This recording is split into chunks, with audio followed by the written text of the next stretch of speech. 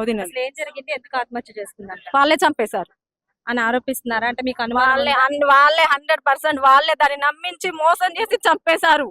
మరి మోసం చేసి అంటే చంపేశారు. ఎందుకు మోసం చేశారని మీకు ఎందుకు అనిపిస్తుంది? అసలు ఏం జరిగింది? దానికి టార్చర్ ఎక్కువైంది. ఆయనకు బయట ఏమైనా వేరే సంబంధాలు ఉండుండొచ్చు, అది సంబంధాలు ఉండుండొచ్చు, వేరే టార్చర్ ఎక్కువైంది ఆమెకి. అంటే ఎప్పుడైనా షేర్ చేసుకోవడం జరిగింది, నాకు ఇలాంటి టార్చర్లు ఉన్నాయని? కానీ 2 సార్లు చెప్పింది. ఏమని చెప్పారు? ఎవరికో మొబైల్ కొనియడం, ఎవరికో వాచ్ కొనియడం, అట్లా 2 సార్లు చెప్పింది. మా ఇంటికి వచ్చింది, అట్లా కొంచెం క్లాసుకి ఇచ్చినాం, పంపించేసినాం, వెళ్ళిపోయింది. అప్పటి నుంచి 1 సంవత్సరం పాటు బాగానే ఉన్నారు. తర్వాత ఈ జుల్లుడిపాడు వచ్చిన కాడ నుంచి ఇంకా ఏం జరుగుతుందో 6 నెలల నుంచి మాకు కూడా తెలియదు. మా ఇంటికి వస్తుంది, పోతుంది, మామూలుగా వెళ్ళిపోతుంది. మరి ఈ విషయాలు వాళ్ళ పెద్దవాళ్ళతో చెప్పడం కానీ అలాంటివి చేయలేదా?